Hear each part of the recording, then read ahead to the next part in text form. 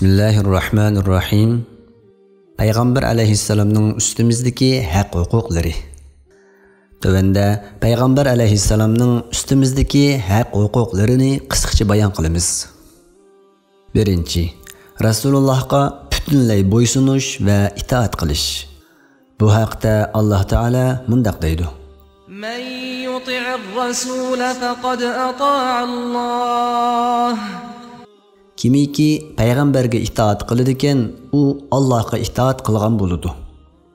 Qul in kuntum tuhibbunallaha fattabi'uni yuhibbukumullahu ve yaghfir lakum zunubakum. Vallahu gafurur rahim. Ey Muhammed, ularga aytqin ki, agar sizlar Allah'ni dost tutsanlar, bana ergişinlar ki Allah sizlerini dost tutudu. Ötkenki günahlarınlarını mağfiret kılıdı. Allah nihayeti mağfiret kılıcıdır, nihayeti mihribandır. Kul ati'u Allah ve Rasul.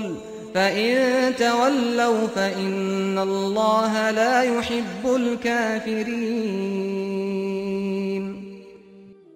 Aytqin ki Allah'a ve Peygamberge itaat kılınlar. Eğer ular itaat kılıştın yüz örüse, Allah kafirlerini, yani Allah'ın ayetlerini inkar kılganlarını dost tutmaydı.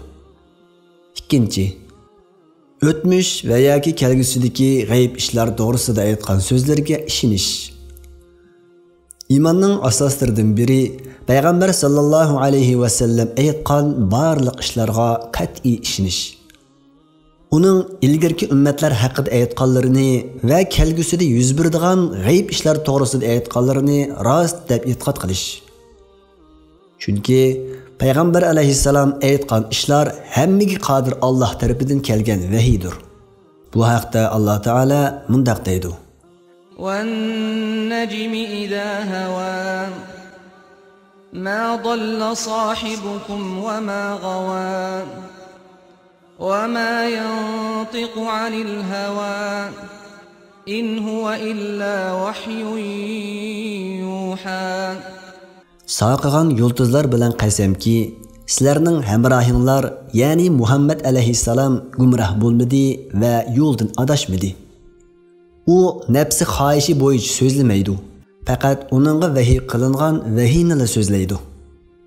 تِلْكَ مِنْ أَنْبَاءِ الْغَيْبِ نُوحِيهَا إِلَيْكَ مَا كُنْتَ تَعْلَمُهَا أَنْتَ وَلَا قَوْمُكَ مِنْ قَبْلِ هَذَا فَاصْبِرْ إِنَّ الْعَاقِبَةَ لِلْمُتَّقِينَ. Ey Muhammed, ana shu qissa g'aybga oid xabarlardandir. Sana onu vahiy qildik.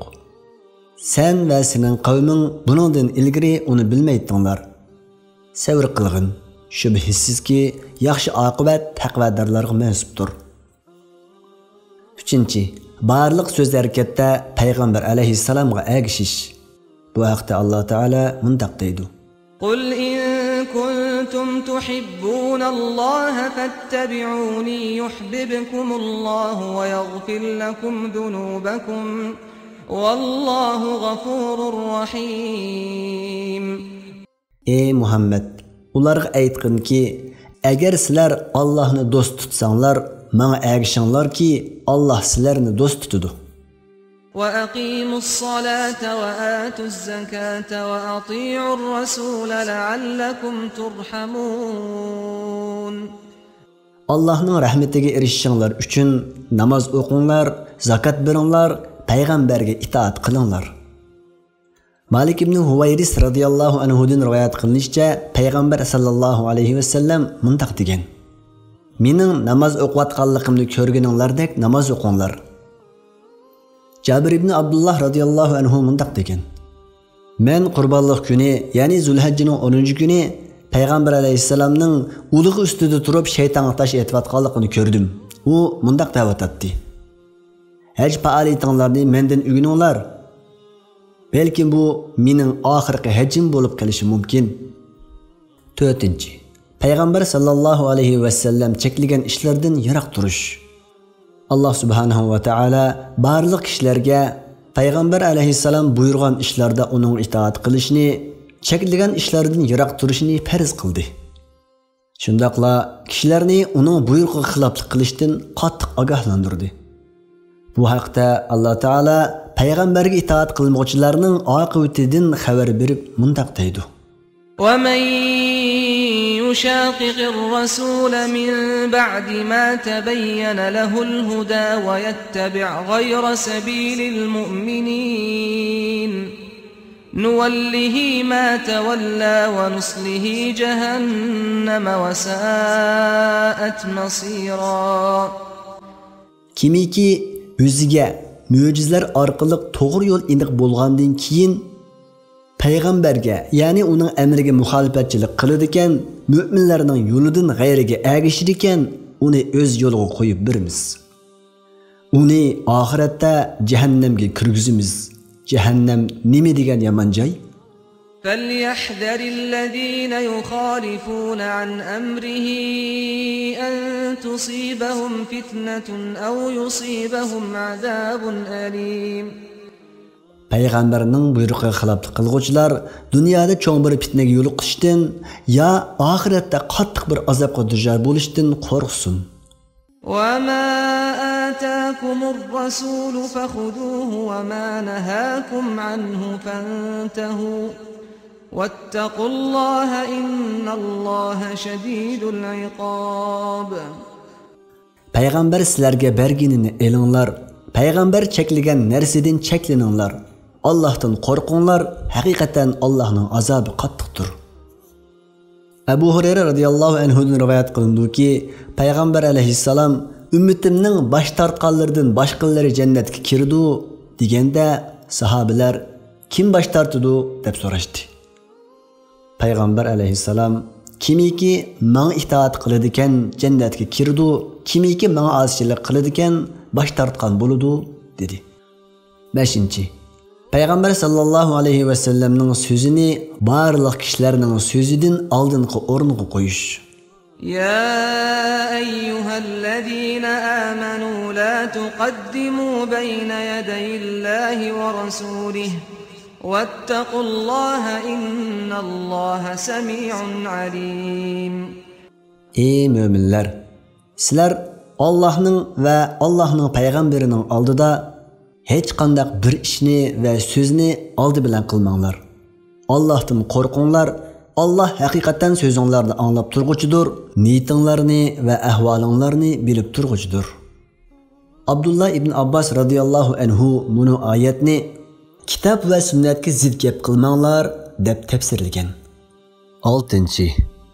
Payg'ambar alayhissalomni jenidan, melidan, ota-onasidan va barliq kishilardan bekrak yaxshi ko'rish.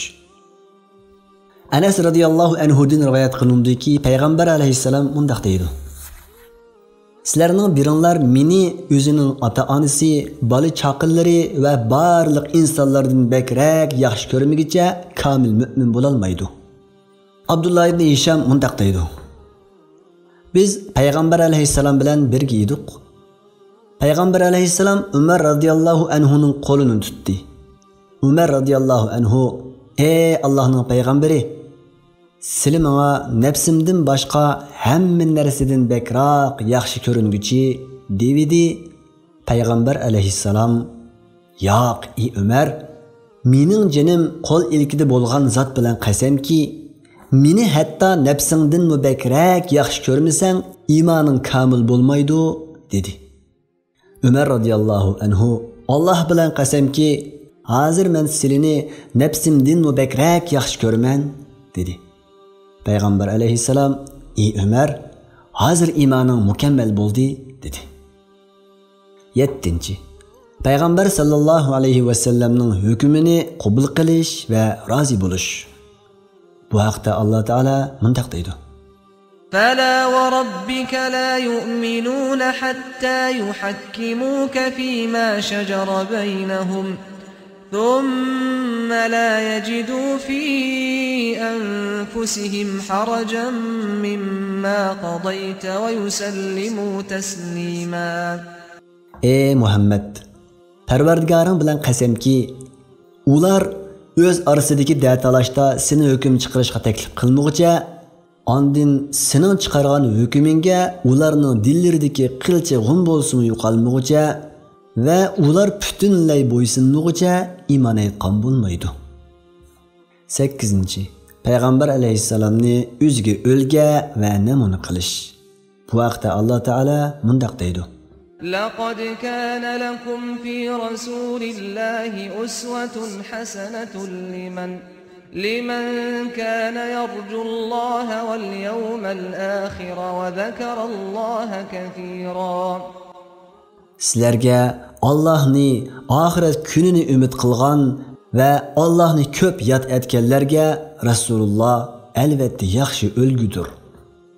İmam İbn Kasir, Allah o kishiga rahmat qilsin, u kishi mundaq deydi: bu oyat Rasulullahning so'zi, harakati va ahvollariga agishdiki katta dalildir.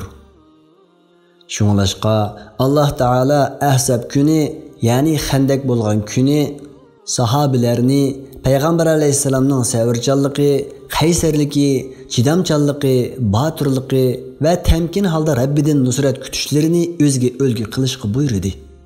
Bu sababdan Janobi Alloh taolo Ahzab kunida tashvishlangan, tit bo'lgan, tayrinib ketgan kishilarga xitob qilib, yuqorqi oyatni nozil qildi. لقد كان لكم في رسول الله أسوة حسنة لمن كان يرجو الله واليوم الآخر وذكر الله كثيرا.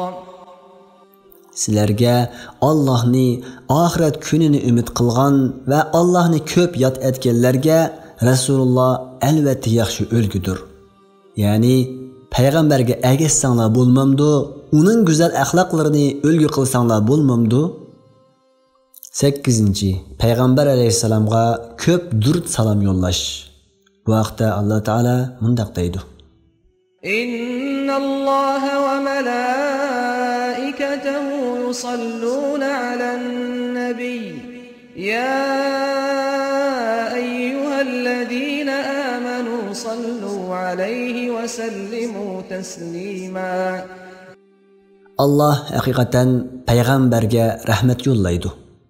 Ya'ni payg'ambar alayhissalomga rahmat qiladi, sha'nini ulug' qiladi, darajasini ustun qiladi. Farishtalar mu haqiqatan payg'ambarga mag'firat talab qiladi. Ey mo'minlar, sizlar payg'ambarga durud aytinglar va omonlik tilanglar. Chunki Rasulullohning sizlarning ustunlaridagi haqqi cho'ngdir. U sizlarni gumrohlikdan hidoyatga, zulmatdan yorug'likqa chiqarg'uchidir. Oxirida Alloh taoladan bizlarni qiyomat kuni payg'ambar alayhissalomning shafoatiga muyassar qilishini, shundaqla Rasululloh bilan birga qilishini so'raymiz.